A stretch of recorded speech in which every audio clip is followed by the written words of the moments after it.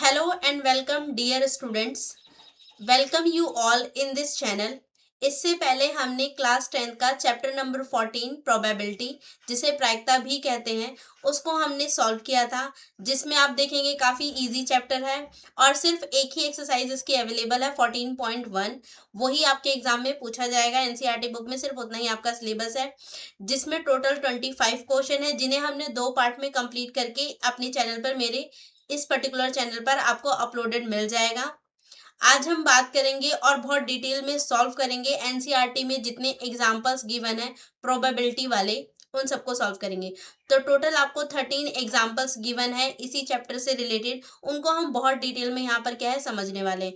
उससे पहले हम थोड़ा सा बेसिक जानेंगे इस चैप्टर का, प्रोबेबिलिटी का, जो कि हम 14.1 में भी बेसिक कंप्लीट कर चुके हैं। पर अब क्योंकि यहाँ पर हम कर रहे हैं तो यहाँ पर भी एक बार डिटेल में रिविजन भी हो जाएगा आपका। अगर आपने वहां से कर रखा है तो भी, नहीं कर रखा तो आप यहाँ से बेसिक भी समझ पाएंगे। तो कंटिन्यू करते हैं। सबसे पहले बेसिक समझेंगे कि प्रोबेबिलिटी होता क्या है।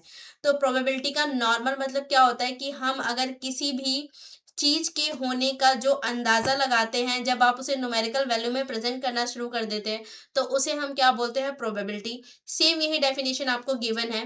It is a quantitative measure of likelihood of occurrence of an event. किसी भी इवेंट के होने का जो चांस है, उसे जब हम किसी क्वांटिटी में डिनोट करना शुरू कर देते हैं, क्वांटिटी का मतलब यहाँ न्यूमेरिकल वैल्यू से है। किसी भी न्यूमेरिकल वैल्यू में जब आप उसको चीज को रिप्रेजेंट करना शुरू कर देते हैं, उसे हम क्या बोलते हैं, प्रोबेबिलिटी। जैसे कि हम बोल सकते हैं, मान लो हमने एक कॉइन को टॉस किया तो हेड आने के कितने चांस है और टेल आने के कितने चांस है। ये जो चांसेस आप यहाँ पर बोल रहे हैं, अगर इसे हम न्यूमेरिकल वैल्यू में बताना शुरू कर दें, लेट सपोज कि 50% चांस है कि हेड आ जाए, 50% चांस है कि टेल आ जाए, तो ये जो मैंने नंबर आपको चांस बताया वो किस में बताया, क्वांटिटी में बताया, 50% 50%। तो इसे ही हम क्या बोलते हैं, प्रोबेबिलिटी बोलते हैं। ठीक है, सो आई होप ये बेसिक था। अब बात करते हैं प्रोबेबिलिटी को हम डिनोट कैसे करते हैं, निकालते कैसे। तो जो आपको दिख रहा है पीई का मतलब जिस इवेंट के लिए आप प्रोबेबिलिटी निकाल रहे हैं, जैसे मैंने बोला हेड आने के कितने चांस है अगर हम एक कॉइन को टॉस करते हैं। ठीक है, तो यहाँ पर इवेंट क्या हो जाएगा, गेटिंग अ हेड, या हेड आने की या हेड प्राप्त होने की प्रोबेबिलिटी। और ये पी का मतलब क्या है, प्रोबेबिलिटी, जिसको हम हिंदी में प्रायिकता बोलते हैं। तो यहाँ पर हम प्रायिकता निकाल रहे हैं किस चीज के, इवेंट ई यानी कि एक हेड प्राप्त होने की, या बोल सकते हो प्रोबेबिलिटी निकाल रहे हो getting of an aid head. ठीक है, क्या तरीका होता है, तो फॉर्मूला होता है number of favourable outcome of E. यहाँ पर नंबर ऑफ फेवरेबल आउटकम का मतलब है ई, इसी इवेंट जिसे हमने बोला हेड, तो हेड आने के कितने कितने चांस हैं, उसको हम ऊपर रखेंगे, अपॉन में हम टोटल फेवरेबल आउटकम रखेंगे। दैट मीन्स जो इवेंट हमने यहाँ पर यह एक्सपेरिमेंट किया था कि एक कॉइन को टॉस किया तो क्या क्या रिजल्ट आ सकता है, तो हमें पता है हेड भी आ सकता है, टेल भी आ सकता है। तो ये जितने चांसेस हो सकते हैं, जितनी चीजें आ सकती हैं, उसको हम बोलते हैं टोटल पॉसिबल आउटकम्स। तो उसको हम क्या रखते हैं, नीचे रखते हैं। अब इसी एग्जांपल को हम ना यहाँ पे सॉल्व करेंगे। लेट सपोज कि हमने मान लिया कि हमने एक कॉइन को क्या किया है, टॉस किया है, और बताना है, प्रोबेबिलिटी निकालनी है, find probability of getting a head. एक हेड आने की प्रोबेबिलिटी हम निकालना चाहते हैं। तो देखो, पहले सबसे पहले क्या करना होता है, ये निकालेंगे हम टोटल पॉसिबल आउटकम। तो टोटल पॉसिबल आउटकम का मतलब होता है कि कितने इवेंट हो सकते हैं इस एक चीज से या एक एक्सपेरिमेंट से। तो एक कॉइन को टॉस करने से क्या क्या रिजल्ट आ सकता है, तो आप जानते हैं हेड भी आ सकता है और टेल भी आ सकता है। तो पॉसिबल आउटकम सिर्फ दो ही हो सकते हैं, दो में से कुछ भी हो सकता है। तो टोटल आउटकम या पॉसिबल आउटकम, टोटल आउटकम कितने हो जाएंगे, दो हो जाएगा।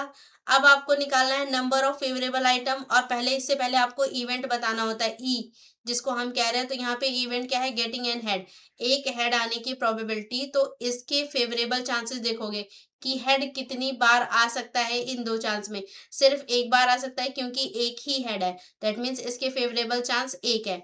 तो अगर फॉर्मूले में इसको पुट करोगे तो गेटिंग ए हेड, या इसके फेवरेबल चांस एक है, ऊपर एक रखोगे, और नीचे टोटल नंबर ऑफ एक्सपेरिमेंट या टोटल नंबर ऑफ आउटकम, तो वो कितने हैं, दो है, तो यहाँ पर रखोगे दो।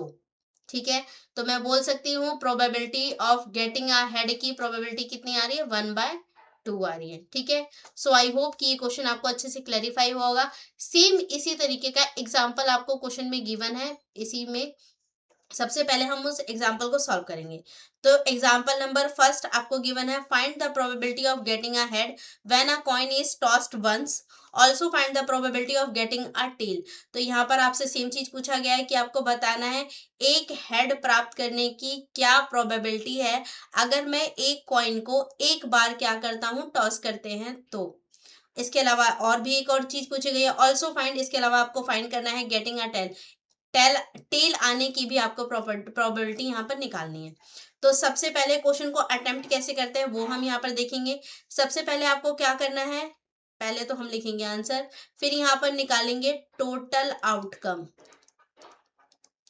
और टोटल आउटकम का मतलब ये जो इवेंट गिवन है, आर टॉइन इज कॉस्ट वंस, इसी से हम क्या निकालेंगे, टोटल आउटकम निकालते हैं, क्योंकि यही एक्सपेरिमेंट या बोल सकते हो यही एक्सपेरिमेंट को ट्राई किया जा रहा है। तो इस एक्सपेरिमेंट के टोटल आउटकम कितने हो सकते हैं, क्या क्या पॉसिबिलिटी हो सकती है। तो हमें पता है हेड भी आ सकता है, हमें पता है टेल भी आ सकता है। तो टोटल दो ही चीज पॉसिबल है अगर हम एक कॉइन को एक बार टॉस करते हैं, या तो हेड आएगा या तो टेल आएगा, ठीक है। तो ये आती है, इसके टोटल आउटकम 2 हो जाएगा। इसी टोटल आउटकम को ही ना हम सैंपल स्पेस भी कहते हैं। तो सैंपल स्पेस का मतलब भी क्या क्या पॉसिबिलिटी हो सकती है, टोटल सैंपल स्पेस बोला जाता है उसको, ठीक है। तो अब क्या करना है, ये तो हमारा काम हो गया, हमें टोटल आउटकम मिल गया। अब हमें अपना ई डिफाइन करना होता है। ई का मतलब इवेंट। तो हमारे लिए इवेंट क्या है, जो क्वेश्चन में आपसे पूछा गया, क्वेश्चन में पूछा गया गेटिंग अ हेड, एक हेड आने की पॉसिबिलिटी आपसे पूछी गई है। तो यहाँ पे लिखेंगे गेटिंग अ हेड, ठीक है। तो ये हमारे लिए क्या है, इवेंट है। इस इवेंट के लिए क्या फेवरेबल चांसेस है कि ये इवेंट हो जाएगा। तो टोटल 2 चांस है, या तो हेड आएगा या तो टेल आएगा। और हेड आने का चांस कितना है, सिर्फ एक बार है, क्योंकि एक ही हेड है। दैट मीन्स यहाँ पर इसके फेवरेबल चांस 1 हो जाएंगे। अब अपना लिखेंगे फॉर्मूला, क्योंकि हमें 2 ही चीजें चाहिए होती है, दोनों चीजें मिल चुकी है। पीई क्या होता है, फॉर्मूला होता है फेवरेबल, मैं फेवरेबल की शॉर्ट फॉर्म में लिख दे रही हूँ, आउटकम ऑफ ई अपॉन में क्या हो जाता है, टोटल आउटकम। तो फेवरेबल आउटकम ऑफ ई के कितने हैं, तो हमने देख लिया एक ही फेवरेबल आउटकम हो सकता है, यानी कि हेड के आने के चांस कितने हैं, सिर्फ एक चांस है, तो उसको ऊपर रखोगे। और टोटल कितने हमारे पास आउटकम आ सकते हैं, 2 रिजल्ट आ सकता है, तो 2 को नीचे रखोगे। दैट मीन्स ये जो पार्ट आपसे पूछा गया था गेटिंग अ हेड, इसके कितने चांस है, 1/2 चांस है कि हम जब एक कॉइन को टॉस करें तो हमें क्या मिल जाए, हेड मिल जाए, ठीक है। सेकंड और भी कुछ पूछ रखा है, find the probability of getting a tail, एक टेल आने की भी प्रोबेबिलिटी आपसे पूछी गई है। तो अब हम इसको निकालेंगे। टोटल आउटकम अभी भी सेम रहेगा, इसको निकालने जाओगे तब भी, बस जो बदलेगा वो होगा इवेंट। मैं इसको फर्स्ट पार्ट नाम दे रही हूँ, जो हमने ये ऊपर वाला निकाला था हेड की प्रोबेबिलिटी। अब सेकंड पॉइंट नाम दे रही हूँ मैं किसको, इसको गेटिंग अ हेड। तो आपका इवेंट चेंज हो जाएगा, इवेंट क्या हो जाएगा, गेटिंग अ टेल। और टेल आने के पॉसिबल चांसेस कितने हैं, क्योंकि टोटल तो 2 ही चांस है आपके पास, इसमें से टेल आने का चांस कितनी बार है, सिर्फ एक बार है, क्योंकि टेल एक बार है। तो इसका भी बोल सकते हो फेवरेबल चांसेस सिर्फ एक है। अब आपको पीई निकालना है, तो पीई के लिए फॉर्मूला रखोगे, favourable outcome of E upon में टोटल आउटकम। तो फेवरेबल आउटकम ऑफ ई के होने के कितने चांस है, तो हमने देखा एक है, तो यहाँ पर आ जाएगा एक। और टोटल आउटकम कितना था, 2, तो यहाँ पर आ जाएगा 2। तो 1/2 चांस है कि हम जो कॉइन को टॉस कर रहे हैं उसे जो रिजल्ट मिल जाएगा वो 1/2 मिल जाएगा, या बोल सकते हो टेल आने के चांस 1/2 है, और हेड आने के चांस भी 1/2 है, ठीक है। तो ये आपका एग्जाम्पल नंबर फर्स्ट था। आई होप ये क्वेश्चन आपको यहाँ पर अच्छे से क्लैरिफाई हुआ होगा, ठीक है। अब मूव करते हैं। ये तो हमने बेसिक पढ़ा था, अब तक जितना हमने बेसिक पढ़ा था, हमने मीनिंग देखा था, फॉर्मूला देखा था, फॉर्मूले को कैसे अप्लाई करना है वो आप एग्जाम्पल नंबर फर्स्ट से अच्छे से सीख चुके हैं। अब कुछ और इम्पॉर्टेंट बेसिक कॉन्सेप्ट है प्रोबेबिलिटी की, जिसको हम समझेंगे। सबसे पहले आते हैं यहाँ पर, सबसे पहली चीज जो अब तक आपने समझी है, प्रोबेबिलिटी को कैसे फाइंड किया जाता है वो हमने देखा है। फॉर्मूला क्या होता है, number of favourable outcome of E, यानी कि ई से रिलेटेड जो भी फेवरेबल चांसेस है उसको हम ऊपर रखते हैं, नीचे हम रखते हैं total number of possible outcome, जिसको हम total number of sample space भी बोलते हैं, ठीक है। तो उसको आप नीचे रखते हो, डिवाइड करके आप इसकी वैल्यू निकाल लेते हो। ये वैल्यू आपको डेसिमल में भी मिल सकती है, परसेंटेज में भी आ सकती है और फ्रैक्शन में भी आ सकती है, ठीक है। और तीनों ही न्यूमेरिकल वैल्यूज हैं, तो तीनों में आपसे किसी में से भी इसको रिप्रेजेंट कर सकते हो। अब इंपॉर्टेंट चीजें क्या है, सबसे पहले इंपॉर्टेंट बात, the probability of the sure event और द सर्टेन इवेंट इज 1। एक ऐसा इवेंट जिसके बारे में मुझे पता है कि ये तो होगा ही होगा, ऐसे इवेंट की प्रोबेबिलिटी हमेशा क्या कहलाती है, 1 होती है। इसको हम श्योर इवेंट या फिर सर्टेन इवेंट कहते हैं। बहुत इंपॉर्टेंट है, याद रखना इस बात को कि ऐसा इवेंट जिसके होने के चांसेस 100% है, या बोल सकते हो कि बिल्कुल पक्का है कि वो होगा ही होगा, उसको हम श्योर इवेंट या फिर बोल सकते हो सर्टेन इवेंट कहते हैं। एग्जाम्पल के लिए, लेट सपोज मेरे पास एक बैग है, बैग के अंदर रेड कलर के 20 हमारे पास उसके अंदर बॉल है, ठीक है। एक बैग है, बैग में 20 बॉल हैं और सारे ही बॉल रेड कलर के हैं। आपको प्रोबेबिलिटी बतानी है कि एक बॉल उसमें से ड्रॉ किया गया, तो क्या चांसेस है कि जो बॉल निकाला गया वो रेड कलर का होगा। तो आप जानते हैं 100% चांसेस हो जाएंगे, क्योंकि बॉल जो भी हैं बैग के अंदर वो सारे ही रेड कलर के हैं, कोई और कलर तो उसमें डाला ही नहीं गया। तो बिल्कुल 100% श्योर है कि आप जितने भी बॉल निकालो वो सारे ही कैसे मिलेंगे, रेड कलर के मिलेंगे। दैट मीन्स मैं बोल सकती हूँ कि ये श्योर इवेंट है। तो उसको उसके होने के चांस कितने हो जाते हैं, 1 हो जाता है, या इसकी प्रोबेबिलिटी हमेशा 1 होती है, ठीक है। इसी क्वेश्चन को थोड़ा सा चेंज करते हैं। सेम कंडीशंस कि एक बैग है, बैग के अंदर 20 रेड कलर के बॉल्स हैं। अब मैं आपसे पूछ रही हूँ कि क्या प्रोबेबिलिटी है कि मैं इसमें से एक बॉल ड्रॉ करूं और वो बॉल वाइट कलर का हो। बैग के अंदर जो बॉल है वो सारे रेड कलर के हैं, पर आपको प्रोबेबिलिटी बतानी है कि क्या चांसेस है कि जो बॉल उसमें से ड्रॉ किया जाएगा वो वाइट कलर का होगा। इम्पॉसिबल, क्योंकि कोई चांस नहीं है कि जो बॉल उसमें से निकाला जाएगा वो व्हाइट कलर का होगा, क्योंकि बैग के अंदर सारे ही बॉल रेड कलर के हैं, व्हाइट कलर का तो कोई बॉल ही नहीं था उसके अंदर, समझे। तो ऐसे इवेंट को हम बोलते हैं इम्पॉसिबल इवेंट, जो नहीं हो सकता, क्योंकि सारे बॉल रेड कलर के हैं तो व्हाइट बॉल उसमें से नहीं आ सकती। तो ऐसे इवेंट्स जिनके होने के चांसेस बिल्कुल भी नहीं है, उनको हम बोलते हैं इम्पॉसिबल इवेंट, और इसकी प्रोबेबिलिटी हमेशा 0 होती है, ठीक है। श्योर इवेंट, सर्टेन इवेंट जिनके होने के चांसेस 100% होते हैं, जो कि हमने फर्स्ट एग्जांपल में देखा था, बैग के अंदर सारे रेड बॉल थे और रेड बॉल आने की ही प्रोबेबिलिटी बतानी थी, तो वो हो जाएगा 1। एक ही बैग है, बैग के अंदर सारे रेड हैं लेकिन व्हाइट आने की प्रोबेबिलिटी पूछी गई है, तो फिर वो क्या हो जाएगा, इम्पॉसिबल इवेंट, उसकी प्रोबेबिलिटी क्या हो जाएगी, 0 हो जाएगी, ठीक है। अगर प्रोबेबिलिटी का फॉर्मूला लगा के देखोगे तो भी आप इस चीज को समझ सकते हो। जैसे मैंने बताया कि लेट सपोज ये एक बैग है, बैग के अंदर आपको 20 रेड बॉल्स है, ठीक है, रेड बॉल्स हैं, और आपसे मैं प्रोबेबिलिटी पूछ रही हूँ, एक बॉल ड्रॉ किया गया, रेड आने की प्रोबेबिलिटी आपको बतानी है। तो देखो क्या फॉर्मूला होता है, फेवरेबल चांसेस ऑफ रेड, तो फेवरेबल चांस कितने हैं, सारे ही 20 है, तो ऊपर 20 हो जाएगा, क्योंकि सारे ही चांस है, 20 बॉल है तो 20 चांसेस है ना कि जो बॉल आएगा वो कैसा होगा, रेड होगा। और टोटल चांसेस भी कितने हैं, 20 है, 20 से 20 को काट दोगे तो कितनी प्रोबेबिलिटी आई, 1। तो ये क्या हो जाएगा, श्योर इवेंट और सर्टेन इवेंट की प्रोबेबिलिटी यहाँ पर आपको 1 मिल गई, ठीक है। इसी तरीके से इम्पॉसिबल इवेंट, सेम यही चीज है, बस इस बार जो हमें प्रोबेबिलिटी निकालनी है वो व्हाइट बॉल की निकालनी है, और हमें पता है व्हाइट बॉल तो इसके अंदर है ही नहीं। तो व्हाइट बॉल आने के फेवरेबल चांसेस कितने हो जाएंगे, एक भी चांस नहीं है, दैट मीन्स 0 चांस हो जाएगा, क्योंकि सारे ही बॉल रेड कलर के हैं, ठीक है। और टोटल आपके पास कितने आउटकम है, टोटल 20 बॉल है, तो 20 यहाँ पर हो जाएगा। अब इसको आप सॉल्व करोगे, ऊपर अगर 0 हो जाता है तो पूरी वैल्यू ही 0 हो जाती है, तो इसका आंसर भी कितना हो जाएगा, 0 हो जाएगा, ठीक है। सो आई होप कि ये बात आपको क्लैरिफाई हुई होगी। श्योर इवेंट, सर्टेन इवेंट की प्रोबेबिलिटी 1 होती है, इम्पॉसिबल इवेंट जो नहीं हो सकता उसकी प्रोबेबिलिटी 0 होती है, ठीक है। तो यहाँ से एक बात और भी आपको समझ में आई कि अगर प्रोबेबिलिटी की आप वैल्यू निकाल रहे हो ना, तो वो 0 से लेके 1 के बीच में कुछ भी हो सकती है, पर ना तो 0 से छोटी होगी और ना 1 से बड़ी होगी। तो इसका मतलब मैं बोल सकती हूँ कि probability of an event is equal to और लेस देन 1 होगी, इज इक्वल टू और बोल सकते हैं लेस देन 0 होगी, ग्रेटर देन 0 होगी। यानी कि 0 से बड़ी या 0 के बराबर हो सकती है, पर 0 से छोटी नहीं हो सकती, और 1 से छोटी होगी पर बड़ी नहीं हो सकती।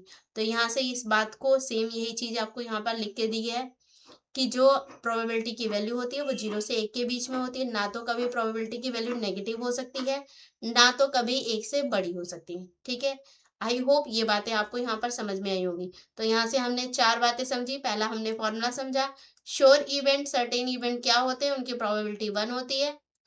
इम्पॉसिबल इवेंट जो कभी नहीं हो सकते, उनकी प्रोबेबिलिटी 0 होती है, और प्रोबेबिलिटी की वैल्यू 0 से 1 के बीच में होती है, ना तो कभी नेगेटिव हो सकती है और ना ही कभी 1 से बड़ी हो सकती है। ठीक है, आई होप इतनी बातें यहाँ क्लैरिफाई हुई। अब मूव करते हैं नेक्स्ट, कुछ और इम्पोर्टेंट बातें समझेंगे। सबसे पहले बात करते हैं, देखो जैसे अभी हमने बात किया, किसी भी एक इवेंट को अगर हम परफॉर्म करते हैं, किसी भी एक एक्सपेरिमेंट को आप करते हैं, तो जो जो उसके आउटकम आ सकते हैं ना, उन सबको हम बोलते हैं एलिमेंट्री इवेंट। कहने का मतलब है, मान लीजिए एक कॉइन को हमने क्या किया, टॉस किया, तो इवेंट क्या क्या हो सकता है, हेड आ सकता है, टेल आ सकता है। इसी तरीके से हमने एक डाई को क्या किया, थ्रो किया, तो डाई को थ्रो करने से क्या क्या हो सकता है, 1 आ सकता है, 2 आ सकता है, 3 आ सकता है, 4 आ सकता है, 5 आ सकता है, 6 आ सकता है। इसी तरीके से और कोई एग्जांपल ले लो, तो हमें यहाँ पर दिख रहा है कि एक कॉइन को टॉस करने से जो आउटकम आ सकते हैं, या तो हेड आएगा या तो टेल आएगा, और सबके होने के चांस कितने हैं, बराबर बराबर है। जितनी बार हेड आने के चांस है, यानी कि जितना चांस हेड आने का है उतना ही चांस टेल आने का है, 1 आने का भी उतना ही चांस है, 2 आने का भी, 3 4 5 6। तो ऐसे इवेंट्स जिनके अकरेंस यानी कि जिनके एक्सपेरिमेंट के होने के बराबर बराबर चांस होते हैं ना, उसको हम बोलते हैं equally likely event. Equally likely event, ठीक है।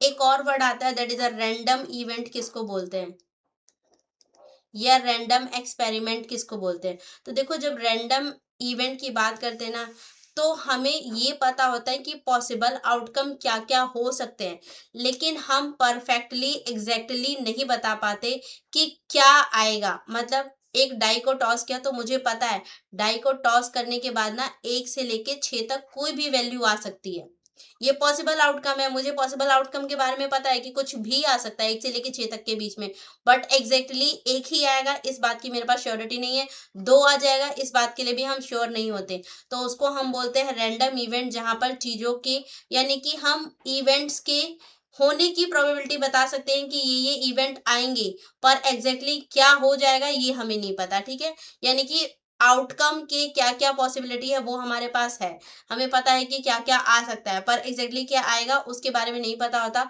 उसको हम बोलते हैं रैंडम इवेंट्स। ठीक है, और जो जो इवेंट हो सकते हैं उन सबके होने के अगर बराबर बराबर चांस होते हैं, तो उसको बोल देते हैं इक्वली लाइकली इवेंट। ठीक है, जैसे यहाँ पर देखो, हेड आने का चांस कितना है, 50% है।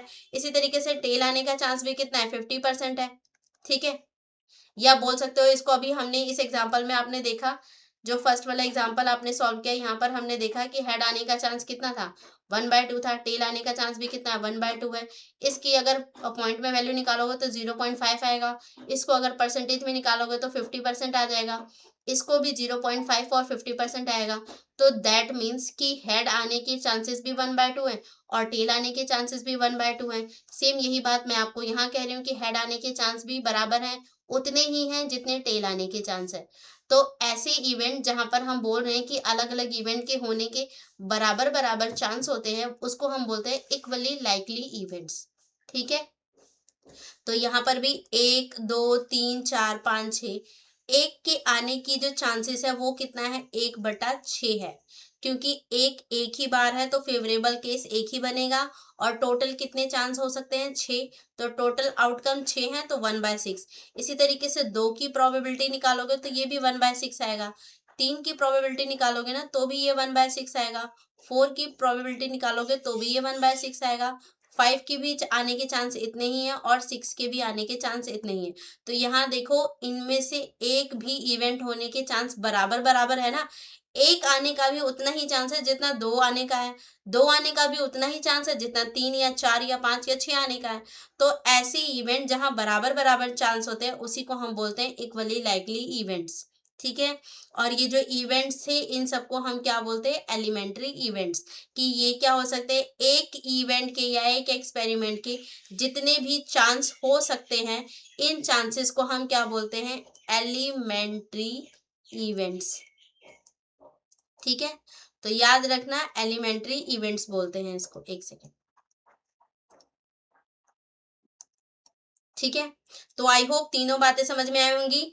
रैंडम इवेंट्स का मतलब होता है जहां पर हमें क्या क्या हो सकता है इसके बारे में पता है, लेकिन क्या आएगा एग्जैक्टली क्या होगा ये इसके बारे में कोई आइडिया नहीं होता। और इक्वली लाइकली का मतलब जितने भी इवेंट या जितने भी एक्सपेरिमेंट हो रहे हैं उन सब में जितनी भी चीजें हो सकती हैं, जितने भी पॉसिबल आउटकम हो सकते हैं, उन सब के होने के बराबर बराबर अगर चांस होते हैं तो उसको बोलते हैं इक्वली लाइकली इवेंट्स। ठीक है, और ये जितने भी यहाँ पे पॉसिबिलिटी बन रही थी इन सबको बोला जाता है एलिमेंट्री इवेंट। ठीक है, तो एक डाई को थ्रो करने के कितने एलिमेंट्री इवेंट्स हो सकते हैं? तो 6 एलिमेंट्री इवेंट्स हो सकते हैं। पहले ये रहा, दूसरा ये है, तीसरा ये, चौथा ये, पांचवा 6। ठीक है, और इन सारे इवेंट का अगर आप सम निकालोगे ना तो हमेशा 1 आएगा। अगर मैं इसको ऐड करूँ तो देखो सबके नीचे 6 है तो एलसीएम लेने की आपको जरूरत नहीं है। ऊपर देखो, ऊपर वाले नंबर को ऐड कर दो तो ऊपर भी 6 आएगा, कैंसिल करोगे तो कितना आएगा 1। यानी कि एक एक्सपेरिमेंट के जितने भी एलिमेंट्री इवेंट्स होते हैं उन सारे एलिमेंट्री इवेंट का अगर आप सम निकालते हो तो वो भी कितना होता है? 1 होता है। ठीक है, आई होप ये तीनों चारों बातें आपको अच्छे से क्लैरिफाई हुई होंगी। इक्वली लाइकली इवेंट जहां पर इवेंट के होने के बराबर बराबर चांस होते हैं उनको इक्वली लाइकली बोलते हैं। रैंडम इवेंट जहां पर आउटकम क्या क्या हो सकता है इसके बारे में हमारे पास जानकारी है, हम उसके बारे में बता सकते हैं, बट एग्जैक्टली क्या होगा ये नहीं पता। कॉइन को टॉस किया जाएगा तो मुझे पता है या तो हेड आएगा या तो टेल आएगा। डाई को थ्रो किया जाता है तो हमें पता है या तो 1 आएगा, 2 आएगा, 3 आएगा, 4 आएगा, 5 आएगा, 6 आएगा, पर एग्जैक्टली क्या आ जाएगा ये नहीं पता है। ठीक है, एलिमेंट्री इवेंट्स एक एक्सपेरिमेंट को करने से जितने जितने आउटकम आ सकते हैं उन सभी आउटकम्स को हम इंडिविजुअली एलिमेंट्री इवेंट्स बोलते हैं। ठीक है, आई होप ये बात क्लेरिफाई होगी। यही सेम चीजें आपको यहाँ पर बताई गई हैं। An event having only one outcome is called the elementary event. The sum of the probability of all the elementary event of an experiment is 1। एक एक्सपेरिमेंट से जितने जितने आउटकम आ सकते हैं उन आउटकम्स को ही हम क्या बोलते हैं? ये जो इंडिविजुअल एक आने का जो चांस है या एक जो है इसको बोलेंगे एलिमेंट्री, ये भी एलिमेंट्री, ये भी, ये भी, ये भी सारे एलिमेंट्री हैं। और इन एलिमेंट्री को अगर हम जोड़ देते तो उसका सम कितना आता है? 1, जो कि अभी हमने देखा था। यही सेम बात यहाँ बोली गई है कि ऑल द एलिमेंट्री इवेंट का अगर हम सम कर देते हैं तो वो कितना आता है? 1 आता है। ठीक है, नेक्स्ट आपको बोला गया फॉर एन इवेंट पीई और पीई नॉट, इसको अभी 2 मिनट के लिए छोड़ दो, अभी इसके बारे में हम बात करते हैं। नेक्स्ट आपको गिवन है equally likely outcome. Equally likely outcome किसको बोलते हैं? जहां पर इवेंट्स के होने का या एलिमेंट्री इवेंट्स जो आ रहे थे उनके होने के बराबर बराबर अगर चांस होते हैं तो उसको हम बोलते हैं इक्वली लाइकली आउटकम। ठीक है, एक एग्जांपल और लेके देखते हैं जहां पर इक्वली लाइकली नहीं बनता। इन केस मान लीजिए कि एक बॉक्स है, इसके अंदर मेरे पास 2 रेड बॉल है, एक है आपके पास, इसमें मान लो 7 आपके पास व्हाइट बॉल है, और मैंने बोला रेड बॉल आने की प्रोबेबिलिटी बताओ, तो क्या चांसेस है? पहले तो टोटल वैल्यूज आप देखोगे या टोटल आउटकम वो तो 9 हो जाएगा, क्योंकि 7 आपके पास यहाँ पर व्हाइट बॉल है और 2 ये, तो टोटल आउटकम 9 हो जाएंगे। और फेवरेबल केस अगर रेड का देखो तो 2 हो जाएगा, तो यहाँ पे 2/9 आएगा रेड बॉल आने की। अगर व्हाइट बॉल की निकालोगे तो कितनी आएगी? व्हाइट बॉल कितने? 7, तो फेवरेबल चांस 7 हो जाएंगे और टोटल कितना हो जाएगा? 9। तो अब देखो यहाँ पर वैल्यूज अलग अलग आ रही है ना, मतलब जोड़ने में सम तो इनका भी एक आएगा, पर यहाँ बराबर बराबर चांस नहीं है। यहाँ पे आर के होने के 2 ही चांस है और यहाँ पे व्हाइट के होने के 7 चांसेस दिख रहे हैं हमें। ठीक है, तो इसका मतलब यहाँ बराबर बराबर नहीं हो रहा, तो वो इक्वली लाइकली इवेंट नहीं है। और यहाँ पर देखो इसके हेड आने का 1/2 चांस था, टेल आने का भी 1/2 था, तो यहाँ पे बराबर बराबर हो रहा था, तो ऐसे इवेंट्स को इक्वली लाइकली इवेंट बोलते हैं। ठीक है, आई होप कि ये बात अच्छे से क्लैरिफाई हो गई होगी। ठीक है, अब आते हैं इस वाली बात पे, कॉम्प्लीमेंट्री इवेंट किसको बोलते हैं? देखो, फॉर एनी इवेंट ई, अगर आप किसी इवेंट को ई मान रहे हो उसके होने के चांस को हम कैसे निकालते हैं? पीई से। अगर आपने किसी को जिसको यहाँ पर ई माना था ना उसके ना होने को हम बोलते हैं नॉट ई, इसको हम ई डैश भी बोलते हैं और इसको आप ई बार भी बोल सकते हो। ठीक है, तो यानी कि एक इवेंट के होने का और उसी सेम इवेंट के ना होने की जो प्रोबेबिलिटी का सम होता है वो 1 होता है। एग्जाम्पल, एक हेड आने के जो चांस थे हमने देखा था वो कितना था? 1/2 था। और अगर मैं यही बोलूं नॉट ई हमारा क्या था यहाँ पर? हेड आना। और यहाँ पर मैं बोल रही हूँ नॉट हैड, तो ये क्या हो जाएगा, ई डैश हो जाएगा। सेम इवेंट को होने का चांस को हमने ई माना, सेम इवेंट के ना होने के चांस को हम ई डैश या ई बार भी बोलते हैं। तो दोनों में से आप जो चाहो वो बोल सकते हो, ठीक है। तो इसके भी चांस कितने हो जाएंगे, 1/2 हो जाएंगे, और इन दोनों का सम भी कितना होता है, 1 होता है, ठीक है। आई होप आप कंफ्यूज नहीं हो रहे होंगे। देखो, कॉम्प्लीमेंट्री इवेंट होता है, उसी इवेंट के ना होने का जो चांस होता है उसको हम कॉम्प्लीमेंट्री इवेंट बोल देते हैं, ठीक है। तो सेम इवेंट के होने का और उसी सेम इवेंट के ना होने के जो चांस होते हैं उनका सम हमेशा 1 होता है, ठीक है। तो आई होप कि सारे बेसिक बातें यहाँ से आपको क्लैरिफाई हुई। एक बार मैं गो थ्रू कर रही हूँ कि हमने क्या क्या समझा। सबसे पहले हमने फॉर्मूला समझा कि प्रोबेबिलिटी को कैसे निकाला जाता है। फॉर्मूला होता है favourable outcome of E upon में टोटल आउटकम, ठीक है। नेक्स्ट फिर हमने बात किया था श्योर इवेंट और सर्टेन इवेंट किसको बोलते हैं। श्योर इवेंट जिसके होने के चांस 100% श्योर है, सर्टेन है कि हाँ होगा ही होगा, उसकी प्रोबेबिलिटी हमेशा 1 होती है, ठीक है। फिर हमने बात करी इम्पॉसिबल इवेंट। इम्पॉसिबल इवेंट ऐसे इवेंट जिनके होने के चांसेस बिल्कुल भी नहीं है, ऐसे इवेंट की प्रोबेबिलिटी 0 होती है और ऐसे इवेंट को हम इम्पॉसिबल इवेंट कहते हैं, ठीक है। फिर नेक्स्ट हमने बात की थी प्रोबेबिलिटी की वैल्यू की, कि प्रोबेबिलिटी की जो वैल्यू होती है वो 0 से लेके 1 के बीच में होती है, ना तो कभी 0 से छोटी होगी और ना कभी 1 से बड़ी होगी। दैट मीन्स कभी भी प्रोबेबिलिटी की वैल्यू नेगेटिव नहीं हो सकती, और प्रोबेबिलिटी की कभी भी वैल्यू 1 से बड़ी 1 पॉइंट समथिंग या 2 पॉइंट समथिंग नहीं जाएगी, ठीक है। ये हमने पढ़ा था पहले वाले स्लाइड में। इस वाले स्लाइड में जो हमने बात करी, सबसे पहले हमने समझा रैंडम वेरिएबल्स या रैंडम एक्सपेरिमेंट। तो रैंडम एक्सपेरिमेंट का मतलब होता है जहां पे हम आउटकम का आइडिया लगा सकते हैं, क्या क्या आउटकम आते हैं ये हम बता सकते हैं, पर एग्जैक्टली क्या आएगा ये हम नहीं बता सकते। फिर हमने बात करी इक्वली लाइकली आइटम्स की। तो इक्वली लाइकली आउटकम का मतलब होता है ऐसे इवेंट्स जिनके होने के बराबर बराबर चांस होते हैं एक एक्सपेरिमेंट में, उनको हम बोलते हैं इक्वली लाइकली इवेंट्स, ठीक है। फिर हमने बात किया एलिमेंट्री इवेंट्स। तो एक एक्सपेरिमेंट से जितने जितने आउटकम आते हैं ना, उन सबको हम क्या बोलते हैं, एलिमेंट्री इवेंट्स बोलते हैं, और उन सबका सम भी हमेशा 1 होता है, ठीक है। फिर हमने बात किया है कॉम्प्लीमेंट्री इवेंट, सेम इवेंट के होने की और उसी का अपोजिट उसी के इवेंट के ना होने को, यानी कि बारिश का होना और बारिश के ना होने की प्रोबेबिलिटी का सम क्या होता है, 1 होता है, ठीक है। तो फिर हमने ये समझा, और जहां पर नहीं लग जा रहा है, नॉट लग जा रहा है, उसको हम कॉम्प्लीमेंट्री इवेंट कह देते हैं, ठीक है। आई होप सारी बेसिक बातें आपको यहाँ पर समझ में आई होगी। इतना ही बेसिक कॉन्सेप्ट था प्रोबेबिलिटी से रिलेटेड, ठीक है। हमने एग्जाम्पल नंबर फर्स्ट को भी सॉल्व कर दिया, जहां पे अपने प्रैक्टिकली कैसे अप्लाई करना है वो चीज समझी। अब हम मूव करेंगे एग्जाम्पल नंबर सेकंड में, जो कि एनसीईआरटी बुक में है। सो मूव करते हैं एग्जाम्पल नंबर सेकंड पे। ये हम सॉल्व कर चुके हैं example number first. Example number second हमें गिवन है अ bag contain a red ball. एक बैग है, बैग के अंदर रेड बॉल है एक, और एक ही ब्लू बॉल है और एक ही येलो बॉल है। All the balls being of the same size, और सारी बॉल सेम साइज की हैं। Kritika take out a ball from the bag without looking into it. Kritika ने एक बॉल इसमें से निकाली बिना ये देखे कि किस कलर की बॉल है या बिना उनको छाटे। What is the probability that she take out the yellow ball.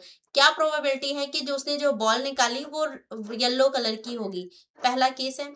Second में पूछा गया है क्या चांसेस है कि जो बॉल उसने निकाली वो रेड कलर की होगी, और तीसरा केस है क्या चांसेस है कि जो उसने बॉल निकाला वो ब्लू कलर का बॉल होगा, ठीक है। तो अब इसको सॉल्व करते हैं। देखो, सॉल्व करने के लिए जैसे पहले पहले वाले एग्जांपल में बताया था, सबसे पहला काम आपको टोटल आउटकम निकालना होता है। तो यहाँ पर भी हम सबसे पहले निकालेंगे टोटल आउटकम आंसर। तो यहाँ पर लिखते हैं टोटल आउटकम। टोटल आउटकम जो एक्सपेरिमेंट किया जा रहा है उससे रिलेटेड होता है। तो एक्सपेरिमेंट क्या है, एक बैग के अंदर 3 टाइप की बॉल है, तो एक बॉल को बाहर निकाला गया, ये आपका एक्सपेरिमेंट है। तो फिर क्या क्या हो सकता है, अगर मैं बॉल को बाहर निकाल रही हूँ एक बॉल को बिना देखे, तो हो सकता है रेड बॉल आ जाए और एक ही रेड बॉल है, प्लस में हो सकता है ब्लू बॉल आ जाए और एक ही ब्लू बॉल है, प्लस में येलो बॉल आ जाए और एक ही येलो बॉल है। तो टोटल 3 में से कुछ भी चांस हो सकता है। तो ये इसका मतलब टोटल नंबर ऑफ एक्सपेरिमेंट या total number of possible outcome कितने हैं, 3 है। टोटल आउटकम 3 ही आ सकते हैं, इसके अलावा और कुछ नहीं आ सकता, ठीक है। अब आते हैं फर्स्ट पार्ट पे। फर्स्ट पार्ट में पूछा गया येलो बॉल आने की आपको क्या बतानी है, प्रोबेबिलिटी बतानी है। तो यहाँ पर अगर मैं बात करूं इवेंट की, तो मेरे लिए इवेंट क्या हो जाएगा, इवेंट मतलब ई। अब आप अपने ई को यहाँ पर डिफाइन करोगे कि ई आप किसको मान रहे हो। तो ई हम मान रहे हैं गेटिंग अ येलो बॉल। तो यहाँ पर गेटिंग अ येलो बॉल, और येलो बॉल आने के चांसेस कितने हैं? टोटल 3 चांस है।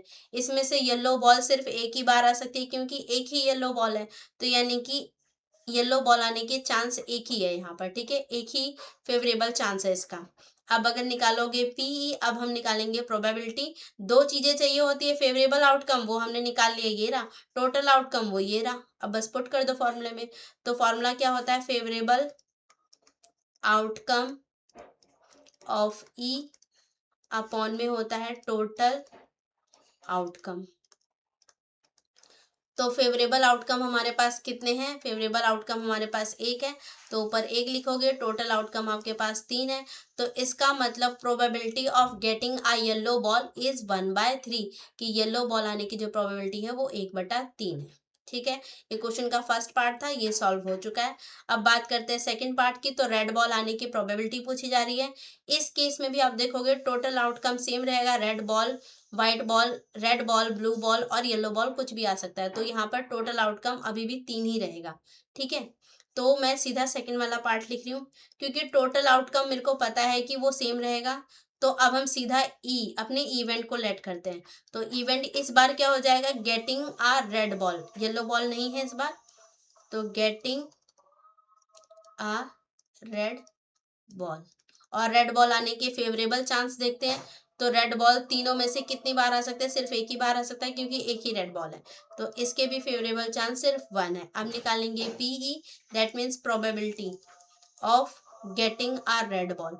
तो क्या हो जाएगा? Favourable outcome of E upon में टोटल आउटकम।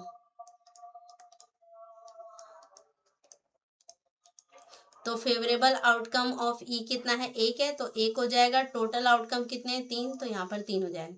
तो इसका मतलब येलो बॉल आने की प्रोबेबिलिटी भी 1/3 थी, रेड बॉल आने की प्रोबेबिलिटी भी 1/3 ही है।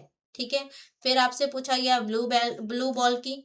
तो थर्ड पार्ट यहाँ पर लिखते हैं। थर्ड पार्ट में भी आपसे सेम बात पूछी गई है, ब्लू बॉल आने की पूछी गई है। तो यहाँ पर पहले टोटल आउटकम लिख लो, सेम ही रहेगा।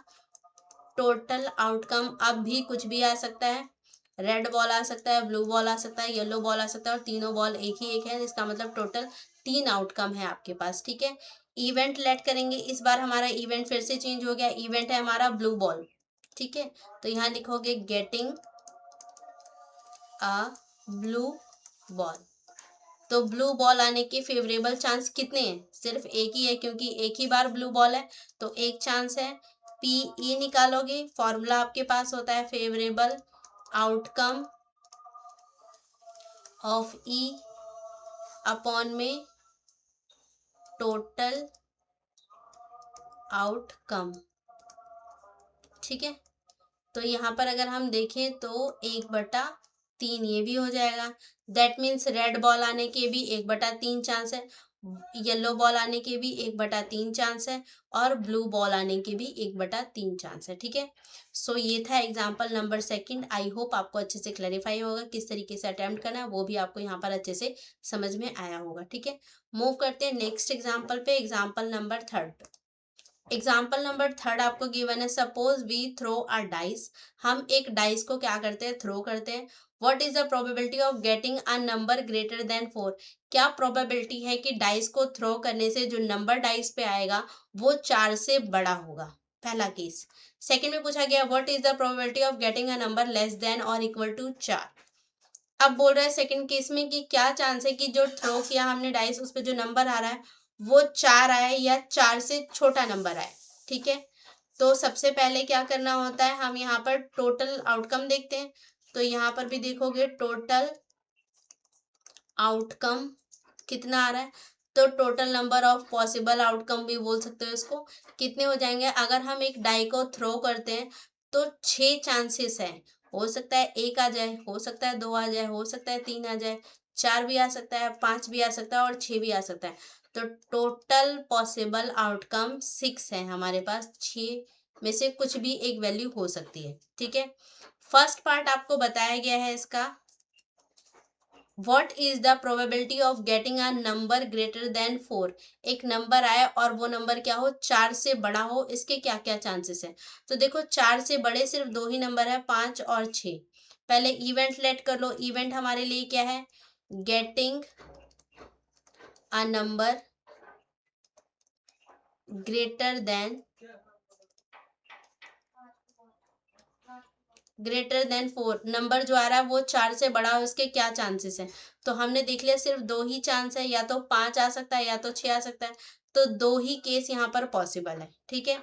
फेवरेबल चांसेस ऑफ ई के होने का, यानी कि 4 आने के सिर्फ दो ही चांस है। अगर पी ई निकालते हो, प्रोबेबिलिटी ऑफ ई निकालते हो, तो क्या हो जाएगा, तो फॉर्मूला सेम रहेगा, favourable outcome of E upon में क्या हो जाएगा, टोटल आउटकम। तो देखो फेवरेबल आउटकम ऑफ ई की अगर हम बात करते हैं तो कितना हो जाएगा, 2। और टोटल आउटकम कितने हैं, 6 हैं, तो नीचे आ जाएगा 6। कैंसिल हो रहा है तो इसको काट दो, तो 2 के टेबल से दोनों ही कट रहा है, ये आ जाएगा 1/3 अगर इसको कैंसिल करते हो। तो यानी कि अगर मैं बोलूँ फर्स्ट वाला केस जो बोला गया था, getting a number greater than 4 के जो चांसेस है वो 1/3 है, ठीक है। सेकेंड पार्ट पे मूव करते हैं। सेकेंड पार्ट में आपसे पूछा गया है total number of outcome same रहेगा। इवेंट आपसे पूछा गया है, इवेंट हमारे लिए क्या हो जाएगा, getting a number less than और इक्वल टू 4। तो getting a number less than और इक्वल टू 4। 4 और 4 से छोटा नंबर आने के चांसेस, तो कितने फेवरेबल चांस हो सकते हैं, 4 आ जाएगा, 3 भी आ सकता है, 2 भी आ सकता है, 1 भी आ सकता है। तो टोटल 4 केस बन गए। 1 भी आ सकता है, 2 भी आ सकता है, 3 भी आ सकता है, 4 भी आ सकता है। तो टोटल 4 फेवरेबल चांसेस यहाँ पर आपके पास हो रहे हैं, ठीक है। प्रोबेबिलिटी निकालोगे पीई, तो फॉर्मूला रखोगे favourable outcome of E upon में टोटल आउटकम। मैं डायरेक्ट वैल्यू पुट कर दे रही हूँ। तो फेवरेबल आउटकम ऑफ ई के कितने हैं, 4 हैं, तो यहाँ पर लिखोगे 4। और टोटल आउटकम कितने हैं, 6, तो यहाँ पर लिखोगे 6। कैंसिल करो, अगर कैंसिल हो रहा है तो कैंसिल हो रहा है, तो ये हो जाएगा 2/3। कैंसिल करोगे 2 की टेबल से, तो दैट मीन्स कि 4 या 4 से छोटा नंबर आने के जो चांसेस है वो 2/3 है, ठीक है। सो आई होप ये क्वेश्चन भी क्लैरिफाई होगा। क्वेश्चन आसान है, आपको समझ में आया होगा कि किस तरीके से इस क्वेश्चन को सॉल्व किया गया, ठीक है। मूव करते हैं नेक्स्ट क्वेश्चन पे। एग्जाम्पल नंबर 4 गिवन है, one card is drawn from a well shuffled deck of 52। बताया गया है कि हमने क्या है, जो हमारे पास 52 पत्तों का जो कार्ड होता है ना, उसको हम डेक बोलते हैं। तो एक डेक में 52 कार्ड्स होते हैं। बोला गया है calculate the probability that the card will be an ace. उसमें से अच्छे से मिलाया गया उन 52 कार्ड्स को, उसमें से एक कार्ड हमने बाहर निकाल लिया। तो प्रोबेबिलिटी बतानी है कि क्या चांसेस है कि जो कार्ड हमने निकाला है वो एक एस का कार्ड होगा। सेकंड पार्ट में पूछा गया नॉट बी एन एस, वो एस ना हो, इसके क्या चांसेस है। तो इससे पहले तो आपको पहले क्लासिफिकेशन जानना पड़ेगा कि टाइप ऑफ कार्ड्स कितने होते हैं एक डेक के अंदर। तो पहले इसको समझते हैं कि हमारे पास टोटल एक कार्ड के अंदर कितने डेक होते हैं।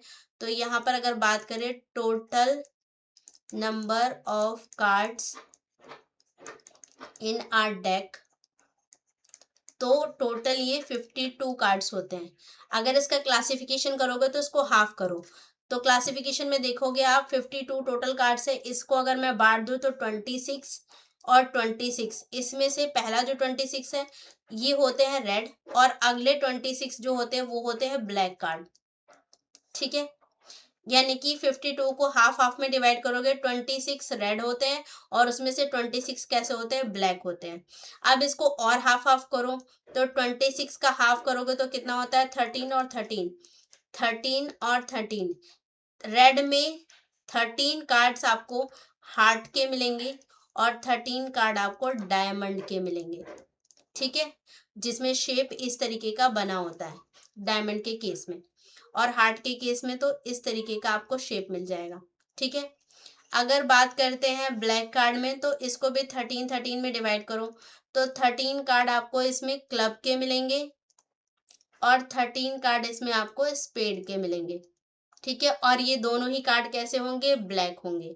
तो इसका क्लासिफिकेशन अगर देखोगे तो ये रहा स्पेड का कार्ड और ये रहा क्लब का कार्ड। तो अगर स्पेड के कार्ड की अगर हम बात करें तो ये उल्टे पान के पत्तों की तरह होता है, मतलब इस तरीके से। और क्लब की अगर हम बात करें तो ये कुछ ये फ्लावर शेप में आपको मिलता है, ठीक है, इस तरीके से। तो ये आपके पास 13 क्लब के कार्ड होते हैं और ये ब्लैक होता है। 13 आपके पास स्पेड के कार्ड होते हैं और ये भी कैसा होता है, ब्लैक होता है। 13 आपके पास डायमंड का कार्ड होता है जो कि इस शेप में होता है, ये 13 है। और 13 ही आपके पास हार्ट का कार्ड होता है, ठीक है। ये आपके पास मोटा मोटा 4 क्लासिफिकेशन होता है। इसके अंदर जो कार्ड होते हैं उनके बारे में भी बात करेंगे। जैसे हमने यहाँ बात किया 13 हार्ट के कार्ड है, तो इसमें पहला कार्ड जो होता है उसको हम बोलते हैं एस कार्ड, ठीक है, इक्का जिसको बोला जाता है।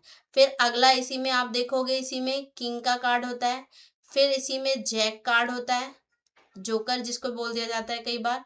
और इसी में ही क्वीन का कार्ड होता है। और बाकी ये हो गए 4 कार्ड। बाकी जो कार्ड बचे ना वो 2 से लेके 10 तक उसमें नंबर लिखे हुए होते हैं, ठीक है। अभी मैं आपको डायग्राम के फॉर्म में भी दिखा दूंगी इस चीज को। यही सेम क्लासिफिकेशन यहाँ पर भी होता है।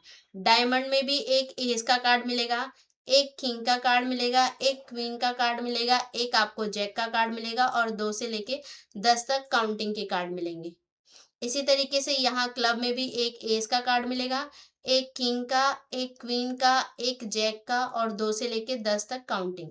यहाँ पर भी सेम होगा, एक एस का कार्ड मिलेगा, एक किंग का, एक क्वीन का, एक जैक का और 2 से लेके 10 तक आपको यहाँ पर काउंटिंग के नंबर्स मिल जाएंगे, ठीक है। अब इसमें भी अगर हम बात करें तो ये जो 3 कार्ड थे ना, किंग, क्वीन और जैक, ये तीनों ही क्या कहलाते हैं, फेस कार्ड बोलते हैं इनको हम। फेस कार्ड क्योंकि इस पे चेहरा बना होता है, तो हर एक कार्ड में 3 फेस कार्ड इसमें मिलेंगे, 3 ही फेस कार्ड आपको यहाँ मिलेंगे, 3 फेस कार्ड आपको यहाँ मिलेंगे और 3 फेस कार्ड आपको यहाँ मिलेंगे। तो टोटल अगर मैं बात करूं एक डेक में फेस कार्ड कितने होते हैं, तो टोटल फेस कार्ड यहाँ पर होते हैं 12। याद रखना है इस बात को, सिर्फ फेस कार्ड पूछा जा रहा है, कलर नहीं पूछा जा रहा। तो 52 कार्ड के डेक में 12 कार्ड ऐसे होते हैं जो कैसे होते हैं, फेस कार्ड होते हैं, ठीक है। और बाकी में 2 से लेके 10 तक की काउंटिंग लिखी होती है। एक बार इसको डायग्राम के फॉर्म में भी समझते हैं। ये रहे आपके पास टोटल कार्ड्स।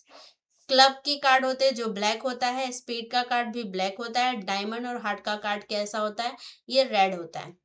पहला कार्ड जो बताया वो एस का कार्ड होता है जिसको हम इक्का बोलते हैं। तो ये रहे, चारों में इक्का मिलता है। और फिर 2 से लेके 10 तक काउंटिंग वाले कार्ड होते हैं, इसमें 2 3 4 5 6 7 8 9 10 तक नंबरिंग होती है। उसके बाद फिर 3 कार्ड आपको, एक जैक का, एक क्वीन का और एक किंग का कार्ड मिलता है। तो देखो 3 कार्ड यहाँ पर भी है, 3 यहाँ पर भी है, 3 यहाँ पर, 3 यहाँ पर। टोटल कितने हो गए, 12 फेस कार्ड हो गए। और अगर मैं काउंटिंग की बात करूँ तो यहाँ से लेके यहाँ तक देखो काउंटिंग में 9 कार्ड होते हैं टोटल ये। तो 9 और 4 12 तो ये टोटल 36 कार्ड हो गए। और यहाँ पे इक्के की बात करूँ तो 4 यहाँ पे एस कार्ड होते हैं, इसी को हम एस बोलते हैं, ठीक है। टोटल ऐड करके देख लो, इनका सम कितना हो जाएगा, 52 हो जाएगा, ठीक है। इसी बात को आप इस फॉर्म में भी देख सकते हो, हार्ट का कार्ड, डायमंड, स्पेड और क्लब। एस सब में एक एक एस होता है, टोटल 4 एस होता है। नंबरिंग की बात करूँ 36 कार्ड होते हैं जिसमें नंबर्स होते हैं और 12 यहाँ पर टोटल आपके पास फेस कार्ड होते हैं, ठीक है। तो आई होप कि ये जो कार्ड का क्लासिफिकेशन है वो आपको यहाँ पर अच्छे से समझ में आ चुका होगा, ठीक है। अब मूव करते हैं अपने क्वेश्चन पे वापस आते हैं। तो क्वेश्चन में आपको कहा गया, 1 card is drawn from a well shuffled deck of 52 cards, calculate the probability that the card will be an ace and not be an ace. Ace आने की और एस के ना आने की प्रोबेबिलिटी पूछा गया है। हालांकि अभी हमने ना जो कॉन्सेप्ट देखे थे वहां पर भी मैंने बोला था, एक इवेंट के होने के, सेम इवेंट के ना होने की जो प्रोबेबिलिटी का सम होता है वो 1 होता है। तो इन दोनों की प्रोबेबिलिटी का भी जो सम आएगा वो 1 ही होगा, क्योंकि इवेंट एस का आना है और इवेंट एस का ना आना है, ठीक है। चलो फिर क्वेश्चन करते हैं हम। सबसे पहले निकालेंगे टोटल आउटकम्स या total number of possible outcome बोल सकते हो इसको। तो टोटल क्या क्या आउटकम आ सकते हैं, जितने आपके पास कार्ड है, 52 कार्ड्स है, तो यहाँ पे 52 कार्ड्स यानी कि 52 आपके पास टोटल आउटकम आ सकते हैं, ठीक है। अब मूव करते हैं फर्स्ट पार्ट में। पहले पार्ट में आपको बोला गया है इवेंट मानोगे, यहाँ पर इवेंट क्या है, गेटिंग एन एस कार्ड, ठीक है। तो गेटिंग एन एस कार्ड, इसके चांस कितने हैं, तो हमने अभी देखा एस कार्ड टोटल होते कितने, 4 एस कार्ड होते हैं। अगर कलर बता देगा तो 2 हो जाएंगे। अगर बोल दो, यहीं पे बोला होता क्वेश्चन में कि S card, red S card पूछा गया होता तो सिर्फ 2 रेड एस कार्ड होते। अगर सिर्फ ब्लैक एस कार्ड बोला गया होता तो 2 ही ब्लैक होते। पर कोई कलर नहीं बताया गया तो टोटल 4 एस कार्ड है। ठीक है, तो इसका मतलब अगर मैं बोलूँ कि फेवरेबल चांसेस कितने हैं एस आने के, तो 4 चांसेस है आउट ऑफ 52। ठीक है, अब प्रोबेबिलिटी निकालोगे इसकी पीई, तो गेटिंग एन एस कार्ड की प्रोबेबिलिटी, पहले तो फॉर्मूला लिखोगे favourable outcome of E, upon में क्या रखोगे, टोटल आउटकम। तो फेवरेबल चांसेस कितने हैं, 4 दिख रहा है तो यहाँ पर हो जाएगा 4, और टोटल आउटकम कितने हैं 52, तो यहाँ रखोगे 52। कैंसिल हो रहा है तो इसको कैंसिल कर देंगे, ये बन जाएगा 1/13, 4 के टेबल से कैंसिल करोगे तो ये हमारे पास क्या आ चुका है, favourable chances of getting an S. ठीक है, या एस आने की प्रोबेबिलिटी कितनी हो गई, 1/13 हो गई। ठीक है, अब देखो, अब जो हमसे सेकंड पार्ट पूछा गया है नॉट बी एन एस, अगला जो है वो एस ना आए, तो यानी कि इवेंट हमारे लिए एस का आना था, तो ई के ना होने को हम क्या बोल देते, ई डैश बोल देते। और हमने पढ़ा है एस के आने की प्रोबेबिलिटी प्लस में एस के ना आने की प्रोबेबिलिटी का सम भी कितना हो जाएगा, 1। इवेंट के होने की प्रोबेबिलिटी प्लस में इवेंट के ना होने की प्रोबेबिलिटी का सम 1 होता है। तो देखो पीई तो अभी हमने निकाला 1/13 है, तो यहाँ पे रख दो 1/13, प्लस में पीई डैश मुझे निकालना है, तो पीई डैश को ऐसे ही रखो, बराबर में यहाँ पे 1 है, पीई डैश को हम यहाँ पर ले आएंगे, और ये जो 1/13 है उसको उस तरफ भेज दो, तो 1 माइनस 1/13 करोगे तो ये यहाँ पे 13 में से 1 जाएगा, तो ये हो जाएगा 12/13। तो ये हो गया डायरेक्ट तरीका, बिना फॉर्मूला यूज करे आप चेक कर सकते हो यहाँ पर कि सेम इवेंट का होना, सेम इवेंट के ना होने की प्रोबेबिलिटी का सम 1 होता है। ये रिलेशनशिप हमें पता था, तो आप डायरेक्ट निकाल सकते थे ये सेकंड पार्ट यहाँ से। अगर आप फॉर्मूला यूज करना चाहते हो तो हम फॉर्मूले के तरीके से भी कर लेते हैं, तो इसको आप इस मेथड से भी कर सकते हो। सेकंड में यहाँ पे भी बता देती हूँ आपको, ये भी सेकंड पार्ट है। ठीक है, और सेकंड पार्ट अगर नहीं, ये नहीं याद रह जाता तो आप नॉर्मल भी निकाल सकते हो।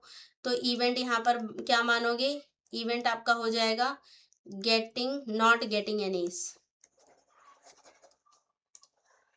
इस बार जो इवेंट हो जाएगा वो हो जाएगा not getting an S card.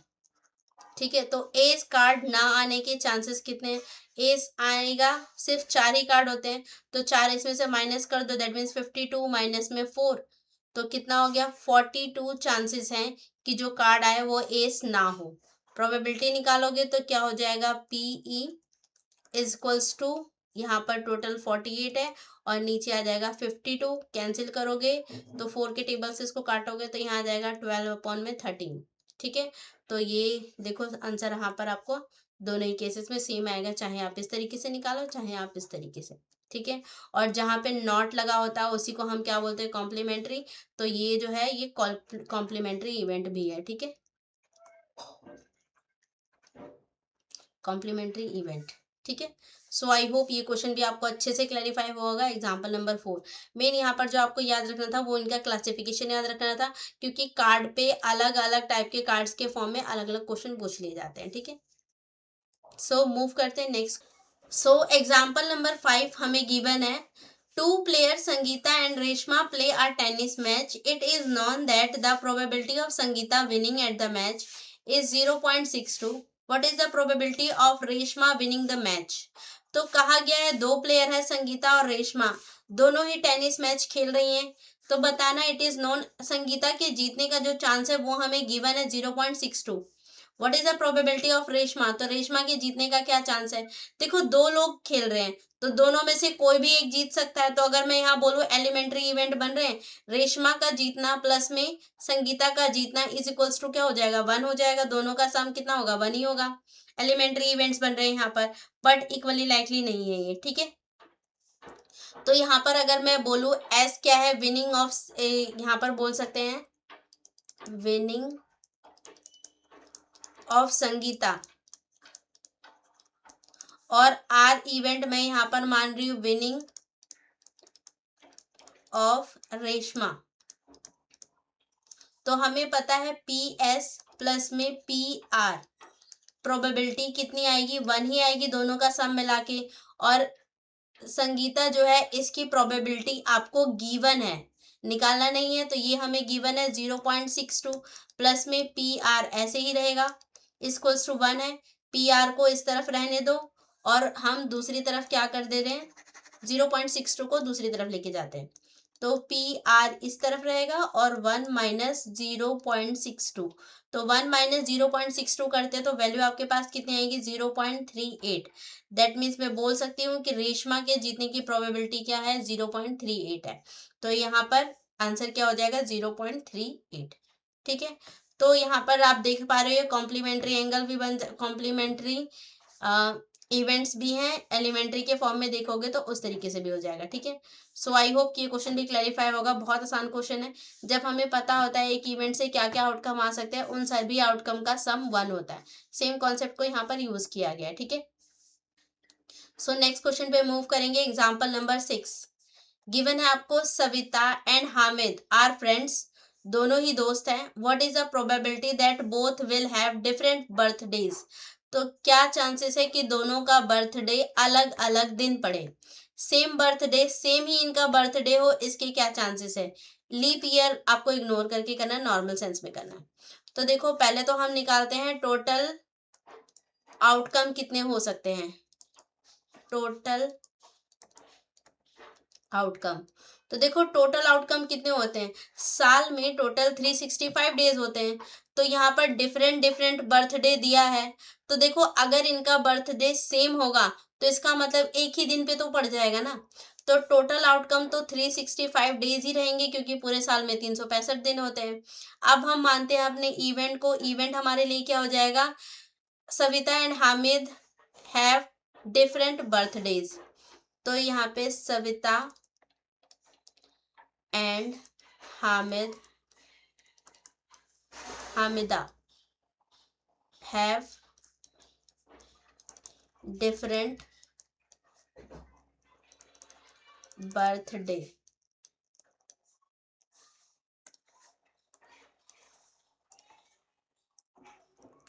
तो दोनों का अलग अलग बर्थडे हो, उसके चांसेस कितने हैं। देखो पूरे अगर सेम होगा ना इनका बर्थडे तो एक ही दिन पे होगा, और अगर सेम नहीं होगा तो फिर कितने दिन बच गए, 365 टोटल डेज होते हैं। और अगर जिस दिन सेम हो गया तो इसका मतलब एक ही दिन पे पड़ गया, अलग अलग दिन तो 364 डेज में किसी किसी भी दिन हो सकता है, तो टोटल 364 डेज में से किसी भी दिन आ जाए। ठीक है, तो हम यही मानेंगे कि क्या है, अलग है। तो PE निकालोगे तो क्या चांसेस हो जाएगा, favourable outcome of E, outcome, favourable outcome of E upon में क्या हो जाएगा, टोटल आउटकम। तो देखो फेवरेबल चांसेस कितने हैं कि ई क्या होने का, यानी कि डिफरेंट डिफरेंट बर्थडे होने के, 364 डेज है तो ऊपर आ जाएगा 364 और नीचे आ जाएगा 365। तो ये हमारे पास प्रोबेबिलिटी आ जाएगी कि दोनों का जो बर्थडे हो वो अलग अलग दिन हो। ठीक है, या अलग अलग हो। अब बात करते हैं सेकंड वाले पार्ट की, सेम दिन हो, यानी कि एक ही दिन होगा फिर वो। तो ये फर्स्ट पार्ट था। अब बात करते हैं सेकंड पार्ट की। तो इस बार जो इवेंट हो जाएगा हमारा ना, वो हो जाएगा Savita and Hamida have same birthday.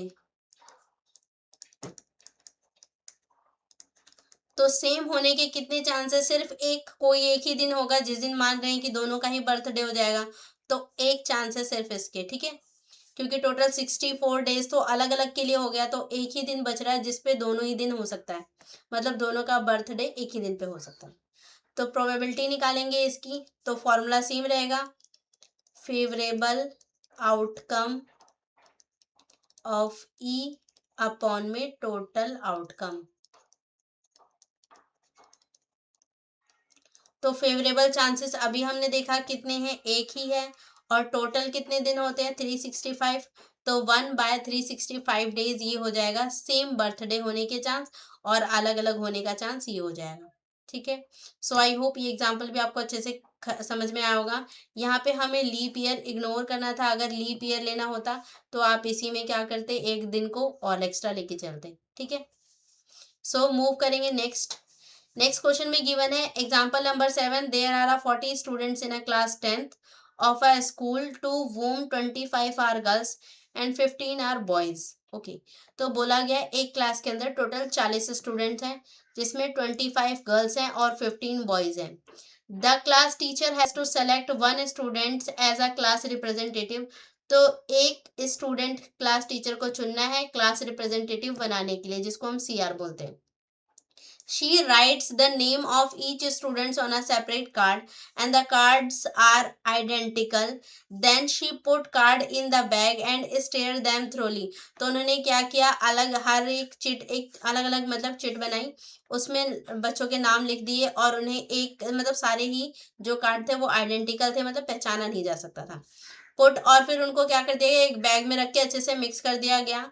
She then draw one card, और उसमें से फिर वो एक बैग में से एक कार्ड बोल सकते हो निकालती है। What is the probability the name written on the card is the name of a girl और अ बॉय।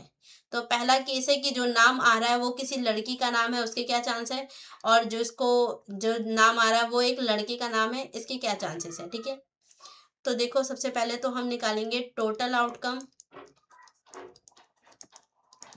टोटल आउटकम आपके पास कितने हैं, टोटल जितने स्टूडेंट्स हैं 40 स्टूडेंट्स हैं, तो 40 आपके पास आउटकम हो गया, जिसमें से 25 हमारे पास गर्ल्स हैं, प्लस में 15 हमारे पास बॉयज हैं। ठीक है, अब आपको प्रोबेबिलिटी पहले गर्ल्स की निकालनी है, तो यहाँ पर फर्स्ट मानेंगे गेटिंग, तो यहाँ पर मान लेते हैं इवेंट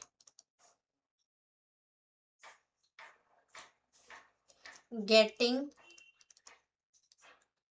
अ गर्ल नेम। ठीक है, एक लड़की का नाम आए, उसके कितने चांसेस है, तो जितनी लड़कियां होंगी उतने ही चांसेस हो जाएंगे। टोटल 25 गर्ल्स है, तो 25 चांसेस है कि जो भी नाम मिले वो किसी लड़की का हो। ठीक है, अब इसकी प्रोबेबिलिटी निकालोगे तो PE इज इक्वल्स टू क्या हो जाएगा, favourable outcome of E upon में टोटल आउटकम, या टोटल पॉसिबल आउटकम भी लिख सकते हो। तो आपके पास देखो फेवरेबल चांसेस कितने हैं, 25, तो 25 ऊपर हो जाएगा, और टोटल कितने स्टूडेंट है, 40 स्टूडेंट है, तो 40 नीचे हो जाएगा। अगर ये कट रहा है तो काट दो, बिल्कुल कट रहा है, 5 के टेबल से काटोगे तो ये 5 बार में कटेगा और ये 8 बार में कटेगा, तो 5/8 चांसेस हैं कि जो नाम आपको मिलेगा वो किसी लड़की का नाम होगा। ठीक है, फिर सेकंड पार्ट में पूछा गया है कि एक लड़की का नाम आए चिट पे, इसके कितने चांसेस हैं, तो इस बार जो इवेंट हो जाएगा वो हो जाएगा गेटिंग अ बॉय नेम। ठीक है, ऑन द कार्ड बोल सकते हो, यहाँ लिखना चाहो तो लिख सकते हो। तो जितने बॉयज होंगे उतने ही चांसेस, तो 15 बॉयज है तो 15 चांसेस हैं, फेवरेबल चांसेस है कि जो नाम आए वो किसी लड़के का हो। ठीक है, इसके चांस निकालोगे PE, तो PE इक्वल्स टू क्या हो जाएगा, favourable outcome of E upon में क्या हो जाएगा, टोटल आउटकम। तो कितने हैं हमारे पास चांसेस, अगर हम देखें 15 आपके पास फेवरेबल चांस है, और टोटल आपके पास 40 हैं स्टूडेंट्स। कैंसिल करोगे तो ये 3 आ जाएगा और यहाँ पर 8 आ जाएगा, तो 3/8 चांसेस आर देयर कि जो नाम मिले वो किसी लड़के का नाम हो। ठीक है, सो आई होप कि ये क्वेश्चन भी आपको अच्छे से क्लैरिफाई हुआ होगा। सिंपल था क्वेश्चन ये भी। मूव करते हैं नेक्स्ट एग्जाम्पल पे। सो एग्जाम्पल नंबर 8 आपको गिवन है, a box contain 3 blue, 2 white and 4 red marbles. If a marble is drawn at random from the box, what is the probability that it will be white? First part, second blue हो, third part red हो। तो कहा गया है एक box है, box के अंदर 3 हमारे पास ब्लू बॉल है, मार्बल्स हैं, और 2 आपके पास व्हाइट मार्बल है, और 4 आपके पास रेड मार्बल है। तो पहले तो निकालोगे अपना टोटल आउटकम। टोटल आउटकम कितने हो जाएंगे, जितने आपके पास मार्बल्स होंगे, तो 3 और 2 5 और यहाँ पर 4 5 4 9, तो यानी कि टोटल आउटकम 9 हो जाएंगे, जिसमें से 3 आपके पास ब्लू मार्बल्स हैं, प्लस में 2 आपके पास वाइट मार्बल है डब्लू, प्लस में यहाँ पर आपके पास 4 आपके पास रेड मार्बल है। ठीक है, अब कहा गया है, पहला केस है कि जो मार्बल आ रहा है यानी कि बिना सेलेक्ट करे रैंडमली एक बॉक्स में से निकाला गया एक मार्बल को, तो बताना है क्या चांसेस है कि वो मार्बल वाइट कलर का होगा। तो पहला जो आपके पास केस है या इवेंट जो आप मानोगे वो हो जाएगा गेटिंग अ वाइट मार्बल। ठीक है, गेटिंग अ वाइट मार्बल। तो व्हाइट मार्बल आने के चांस कितने हैं, जितने व्हाइट मार्बल होंगे तो कितने व्हाइट मार्बल है, 2, तो इसका मतलब फेवरेबल चांस सिर्फ 2 है। प्रोबेबिलिटी निकालोगे इसकी पीई, तो क्या हो जाएगा, favourable outcome of E upon में हो जाएगा टोटल आउटकम। तो देखो पॉसिबिलिटीज कितनी है, 2 ही है फेवरेबल आउटकम, तो 2, और टोटल कितने हैं 9, तो 9, यानी कि 2 अपॉन में 9 पॉसिबिलिटीज आर देयर कि जो मार्बल आए वो वाइट कलर का हो। ठीक है, सेकंड पार्ट में आपसे पूछा गया है कि ब्लू मार्बल आने के कितने चांस है, तो जितने ब्लू मार्बल होंगे टोटल आउटकम सेम रहेगा। इस बार जो इवेंट हो जाएगा वो हो जाएगा गेटिंग अ ब्लू मार्बल। तो कितने ब्लू मार्बल है, 3, तो 3 ही चांस है यहाँ पर। फॉर्मूला निकालोगे पीई, फॉर्मूला लिखोगे favourable outcome of E upon में टोटल आउटकम। तो मैं डायरेक्ट आंसर लिख रही हूँ, आप फॉर्मूला लिखने के बाद ही पुट करना वैल्यू। तो फेवरेबल चांसेस 3 है, तो यहाँ पर हो जाएगा 3, और टोटल कितने चांसेस है 9, तो ये 9 हो जाएगा। कैंसिल हो रहा है तो काट दो, तो ये हो जाएगा 1/3 चांसेस आर देयर कि जो मार्बल आए वो ब्लू कलर का मार्बल हो। ठीक है, थर्ड पार्ट में आपको गिवन है रेड कलर का मार्बल हो, तो यहाँ पर लिखते हैं third part, total outcome same रहेगा इस केस में भी। टोटल आउटकम कितने हैं, 9 है, जिसमें 3 आपके पास ब्लू मार्बल है, प्लस में 2 आपके पास व्हाइट मार्बल है, प्लस में 4 आपके पास और कौन सा था, रेड मार्बल्स, तो 4 आपके पास रेड मार्बल्स हो। ठीक है, तो यहाँ पर इस बार जो हमारा है इवेंट वो क्या हो जाएगा, getting and red marbles. Yes, तो गेटिंग अ रेड मार्बल। तो कितने रेड मार्बल है, 4 रेड मार्बल है, तो 4 ही इसके फेवरेबल चांस हो सकते हैं। फॉर्मूला पुट करोगे, ई निकालोगे पीई, तो वो हो जाएगा favourable outcome of E upon में टोटल पॉसिबल आउटकम या टोटल आउटकम। तो कितने आपके पास फेवरेबल मार्बल्स हैं या बोल सकते हो फेवरेबल चांसेस है रेड मार्बल आने की, तो वो हैं 4 और टोटल 9 है। कैंसिल नहीं होगा, तो 4 अपॉन में 9 चांसेस आर देयर कि जो मार्बल आए वो रेड मार्बल हो। ठीक है, तो ये आपसे 3 अलग अलग केस पूछे गए थे। आई होप कि ये क्वेश्चन भी आपको अच्छे से क्लैरिफाई हुआ होगा, समझ में आया होगा। ठीक है, आसान है, समझ में आ गया होगा आपको। मूव करते हैं नेक्स्ट क्वेश्चन पे। नेक्स्ट आपके पास एग्जाम्पल नंबर 9 है, Harpreet toss 2 different coins simultaneously. 2 अलग अलग कॉइन्स को एक साथ उछाला, साइमल्टेनियसली मतलब एक साथ। से one is of a 1 rupee and other are 2 rupees. तो इसमें से एक 1 रुपए का सिक्का है और दूसरा 2 रुपए का। What is the probability that she get at least 1 head. क्या चांसेस है कि कम से कम एक हेड इसको मिल जाए। देखो 2 कॉइन उछाला गया है, तो देखो इसमें ना आप पहले तो हमें निकालना पड़ जाएगा टोटल पॉसिबल आउटकम, या टोटल आउटकम भी बोल सकते हो। तो टोटल पॉसिबल आउटकम यहाँ पे देखो आइडिया कैसे लगाते हैं, कितने कॉइन्स उछाले गए हैं, 2 कॉइन्स। ठीक है, और एक कॉइन उछालने से आपको कितने रिजल्ट मिल सकते हैं, 2। तो जितने रिजल्ट मिलते हैं उसको नीचे रखो, और जितनी बार उछाला गया है उसको उसकी पावर बना दो। तो कितना आ रहा है, 4। इसका मतलब 4 आपके पास अलग अलग पे केस बन सकते हैं। क्या केस हो सकते हैं, हो सकता है दोनों ही कॉइन्स पे हेड आ जाए। ठीक है, हो सकता है दोनों ही कॉइन पे टी आ जाए यानी कि टेल आ जाए, या फिर हो सकता है पहले वाले पे हेड आ जाए दूसरे वाले पे टेल आ जाए, या फिर पहले वाले पे टेल आ जाए और दूसरे वाले पे हेड आ जाए। यही 4 केस बन सकते हैं, ये हम यहाँ से क्लेरिफाई कर चुके थे। ठीक है, इसको निकालने का दूसरा भी, ये जो मैंने आपको बताया ना, एक और एग्जांपल से मैं ये चीज आपको समझा देती हूँ। जैसे मान लीजिए कि हमने क्या है, 2 अलग अलग डाइस को उछाला, थ्रो किया, तो कितने पॉसिबल आउटकम हो सकते हैं, कैसे निकालोगे? देखो, एक डाई को उछालने से कितने आउटकम आ सकते हैं? 6, 1 2 3 4 5 6 कुछ भी आ सकता है, तो 6 आउटकम आ सकते हैं। और कितने डाइस को उछाला गया? 2, तो 6 की पावर 2 यानी कि 36।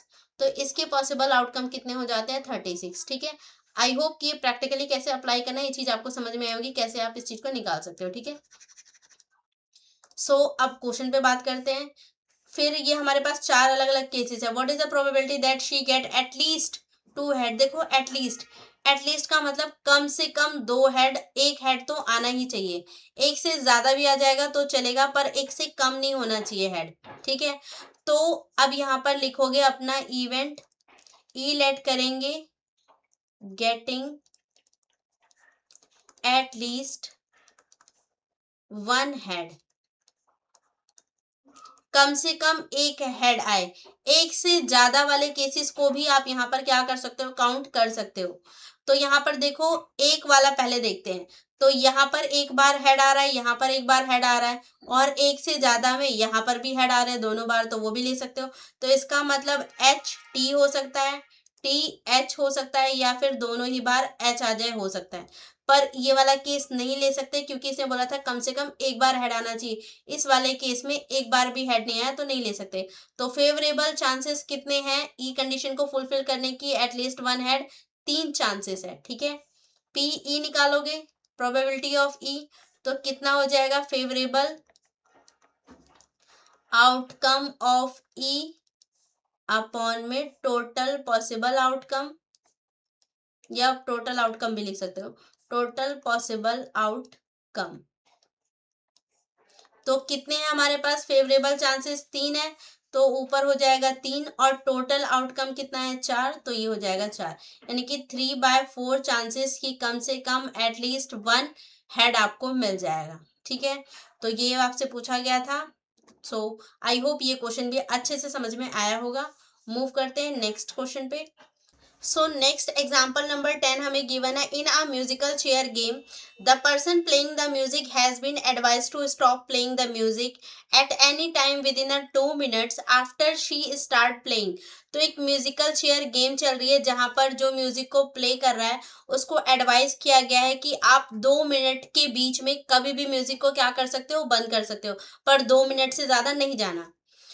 What is the probability that the music will stop within a first half minute? क्या चांसेस है कि जो म्यूजिक बंद हो जाएगा वो पहले हाफ मिनट यानी कि आधे मिनट में ही बंद हो जाएगा?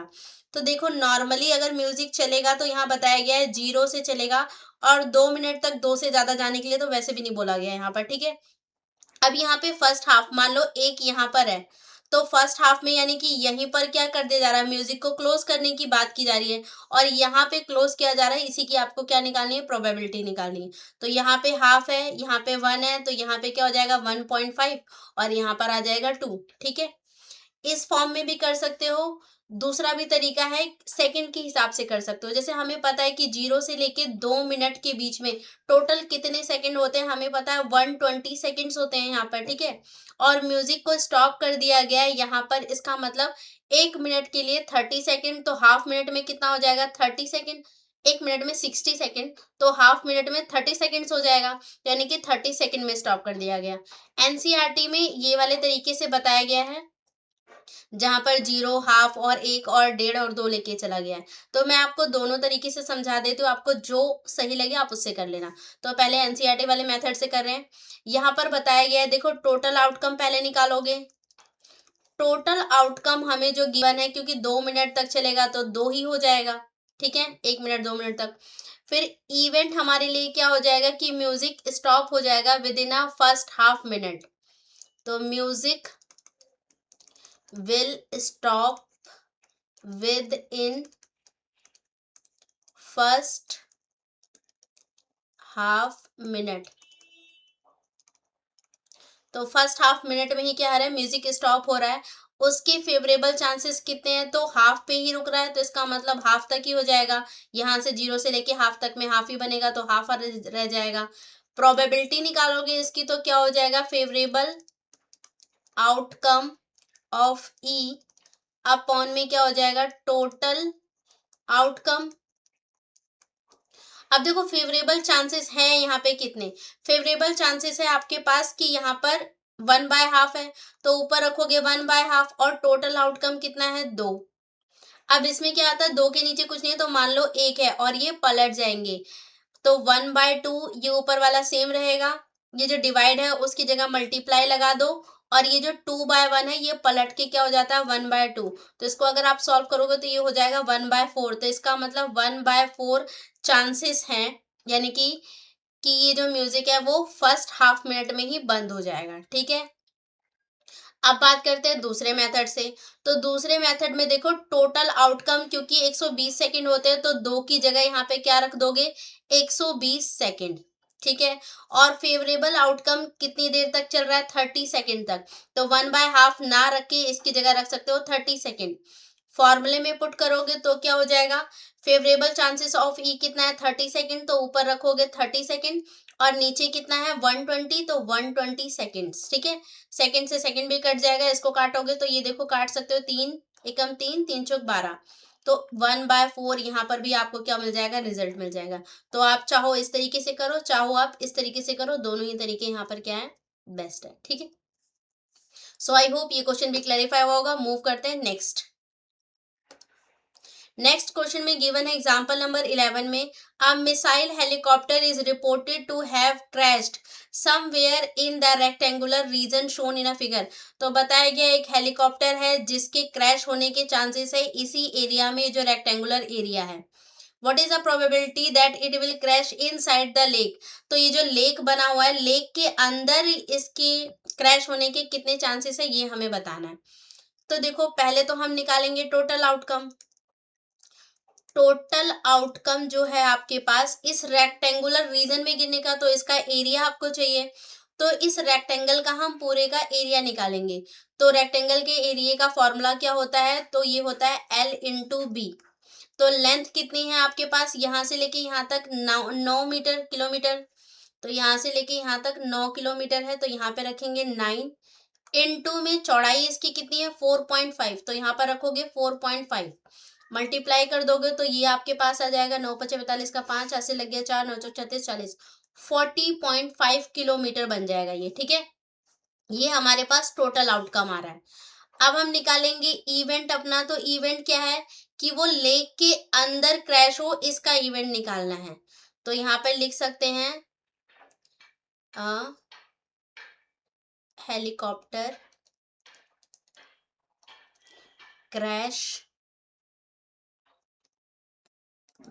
Inside lake. 2 second, inside lake, तो लेक के अंदर इसके क्रैश होने के चांसेस क्या है, तो आपको यहाँ पे लेक का एरिया निकालना पड़ जाएगा। तो पहले देखो कि इसकी लेंथ और यहाँ पर आपको ब्रेथ यहाँ पर फाइंड करना पड़ जाएगा। तो यहाँ से लेके यहाँ तक की लेंथ अगर 6 है और यहाँ से यहाँ तक टोटल आपके पास 9 है, तो इसका मतलब यहाँ से यहाँ तक की अगर मैं इसकी लंबाई की बात करूँ तो कितनी आ जाएगी, ये आपको मिल जाएगा 3। तो ये हमारे पास आ जाएगा 3 किलोमीटर लेंथ, यहाँ से लेके यहाँ तक की लेक की। चौड़ाई की बात करें तो पूरा यहाँ से लेके यहाँ तक 4.5 है, और इतना अगर 2 है तो ये कितना हो जाएगा 2.5 किलोमीटर। तो यहाँ से लेके यहाँ तक जो हो जाएगी चौड़ाई वो कितनी हो जाएगी 2.5। ठीक है, तो इसका यहाँ पर एरिया निकालोगे तो फॉर्मूला सेम रहेगा L इंटू बी।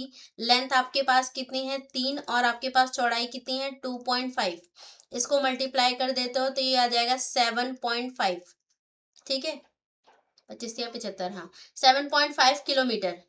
अब इवेंट हमें निकालना है, PE निकालोगे तो क्या हो जाएगा, favourable outcome of E upon में क्या हो जाएगा, टोटल आउटकम। तो देखो फेवरेबल चांसेस कितने हैं, इस लेक में गिरने के चांसेस 7.5 किलोमीटर के अंदर का एरिया कवर अप होता है, तो ये हो जाएगा 70.5, 7.5 नॉट 70, ये हो जाएगा 7.5, ठीक है। और नीचे हमारे पास टोटल एरिया कितना है 40.5, पॉइंट से पॉइंट हट जाएगा ये एक के बाद ये, तो हो जाएगा 75 अपॉन में 405, कैंसिल करोगे काटोगे तो कट जाएगा ये, 5 के टेबल से काटना चाहो तो कट जाएगा, 5 एकम 5, 5 25, 5 अट्ठे 40, 5 एकम 5, 3 के टेबल से ये और भी कट जाएगा, 3 पछे 15 होता है, 3 दूनी 6, 3 सते 21, तो 5 अपॉन में 27 क्या हो जाएंगे, चांसेस हैं कि जो ये क्रैश होगा हेलीकॉप्टर का वो लेक के अंदर होगा, ठीक है। तो यहाँ पर पहले आपको एरिया निकालना था टोटल आउटकम के दम पे, पूरा रेक्टेंगल का एरिया पहले हमने निकाला क्योंकि टोटल चांसेस इस पूरे पे है, ठीक है। फिर हमें सिर्फ इनसाइड की प्रोबेबिलिटी निकालनी थी, तो उसका हमने एरिया निकाला 7.5, ठीक है। सो आई होप ये क्वेश्चन भी क्लैरिफाई होगा। मूव करते हैं नेक्स्ट क्वेश्चन पे, एग्जाम्पल नंबर 12 पे गिवन है a carton consist of 100 shirts of which 88 are goods. तो टोटल 100 शर्ट्स हैं जिसमें से 88 अच्छे यानी कि गुड उसमें शेप आया है कार्टून का, यह बोल सकते हो सही है।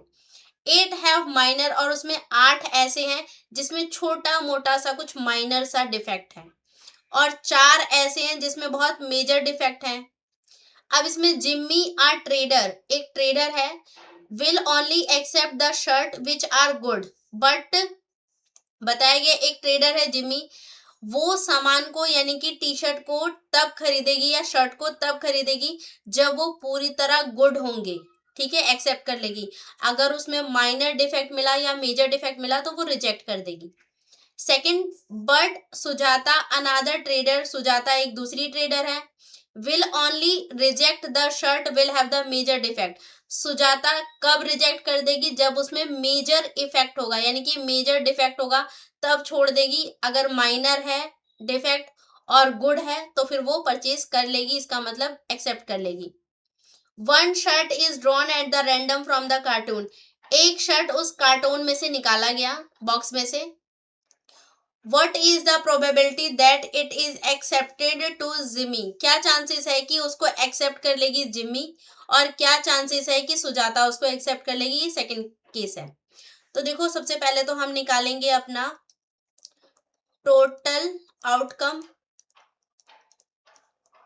तो कार्टून में कितने थे हमारे पास शर्ट 100, तो यानी कि टोटल 100 ही आपके पास क्या है आउटकम हो जाएंगे, पॉसिबल आउटकम, जिसमें से 88 गुड है, और इसमें अगर हम बात करते हैं 8 में माइनर डिफेक्ट है और अगले 4 में मेजर डिफेक्ट है, ठीक है। टोटल इसका करेंगे तो कितना हो जाएगा, ये 8 8 16 4 20 का 0, तो टोटल 100 हो रहा है, ठीक है। अब बताया गया पहला केस हमारे पास क्या है कि जिमी एक्सेप्ट कर ले, ठीक है। तो इवेंट क्या हो जाएगा, ये हो जाएगा गेटिंग एक्सेप्टेड बाय जिमी, और हमें बताया गया था कि जिमी कब एक्सेप्ट करेगी, जब सामान बिल्कुल गुड होगा, उसे कोई भी डिफेक्ट नहीं चाहिए, ना माइनर ना मेजर, कोई भी डिफेक्ट एक्सेप्ट नहीं करेगी। तो इसका मतलब फेवरेबल चांसेस कितने हैं कि वो एक्सेप्ट करेगी, 88 ही है, तो यहाँ पर हो जाएगा 88, ठीक है। प्रोबेबिलिटी निकालोगे पीई, तो फॉर्मूला हो जाएगा favourable outcome of E upon में टोटल आउटकम।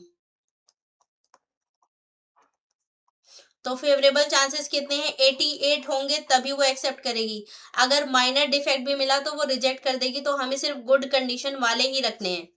और नीचे क्या आ जाएगा 100, इसको डिवाइड करोगे तो ये बन जाएगा आपके पास 0.88, ठीक है। तो इतने चांसेस है कि वो क्या कर लेगी, एक्सेप्ट कर लेगी।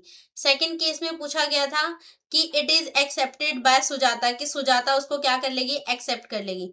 तो सेकंड केस है हमारे पास, टोटल अभी भी सेम रहेगा, टोटल आउटकम हमारे पास 100 है जिसमें 88 गुड हैं, प्लस में 8 आपके पास माइनर डिफेक्ट वाले हैं, प्लस में 4 आपके पास मेजर डिफेक्ट वाले हैं, ठीक है। इवेंट क्या हो जाएगा कि गेटिंग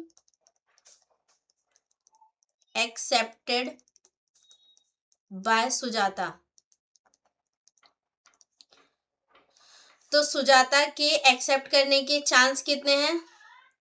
एक तो इसने बोल रखा था कि अगर सिर्फ मेजर डिफेक्ट होगा ना तभी ये सामान को क्या करेगी, रिजेक्ट करेगी। अगर माइनर डिफेक्ट है, गुड है, तो दोनों ही केसेस में क्या कर लेगी, एक्सेप्ट कर लेगी। तो देखो यहाँ पर 88 होगा तो भी एक्सेप्ट कर लेगी, 8 होगा तो भी एक्सेप्ट कर लेगी, पर मेजर डिफेक्ट मिला तो ये छोड़ देगी। तो टोटल हमारे पास 96 चांसेस हैं कि वो एक्सेप्ट कर लेगी। तो प्रोबेबिलिटी निकालोगे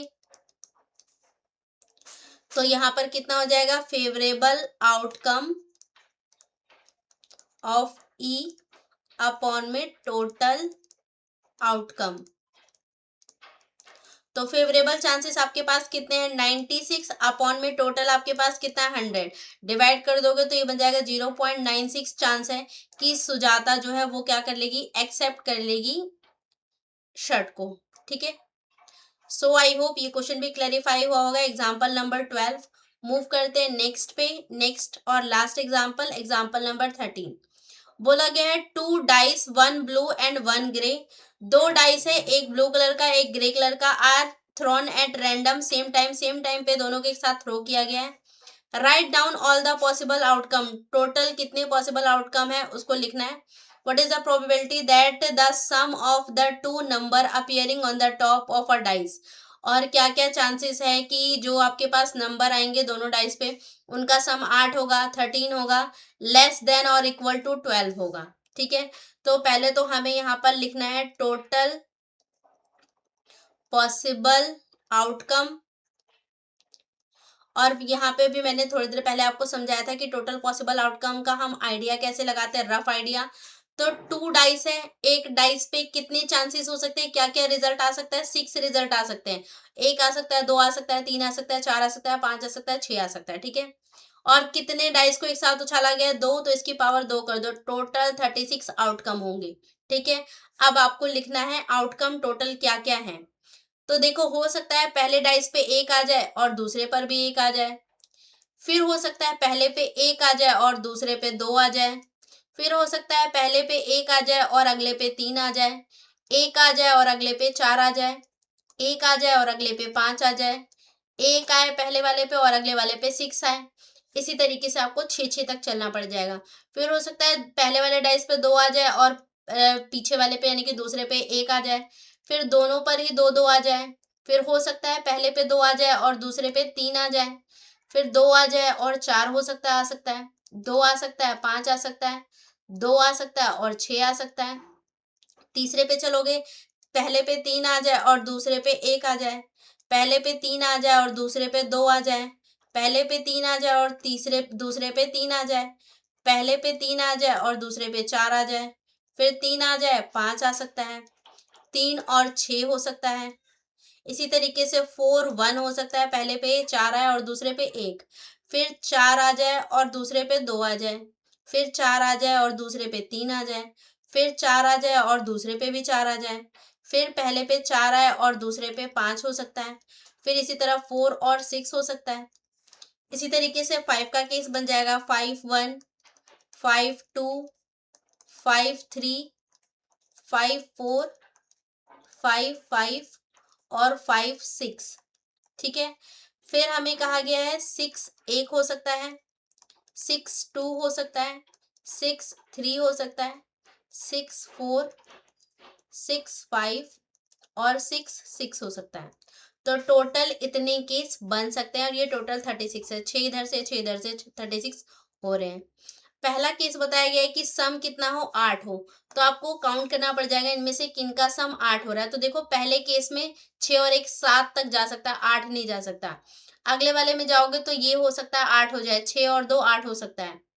5 और 3 8 हो सकता है। 4 और 4 8 हो सकता है। 5 और 3 8 हो सकता है। 6 और 2 8 हो सकता है। टोटल ये 5 केस बन रहे हैं, तो 5 में से कुछ भी हो सकता है। तो यहाँ पर हम इवेंट लेट करेंगे गेटिंग सम 8, ठीक है, कि सम कितना मिल जाए 8 हो जाए। ऐसे कितने चांस है, ये 5 आपके पास चांस हो रहे हैं, जिसमें 2 6 आ सकता है, 3 5 आ सकता है, 4 4 आ सकता है, और 5 3 हो सकता है, और फिर 6 2 हो सकता है, ठीक है। फॉर्मूला लिखोगे तो पीई अगर हम निकालेंगे, favourable outcome of E, outcome यहाँ पे लिख लेना, आउटकम अपॉन में, रुको मैं लिख देती हूँ, favourable outcome of E upon में टोटल आउटकम।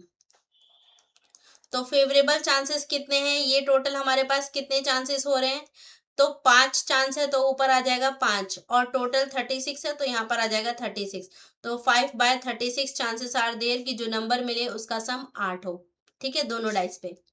फिर बोला गया सम कितना होना चाहिए, 13। तो 13 सम कब हो सकता है वो हम चेक करेंगे।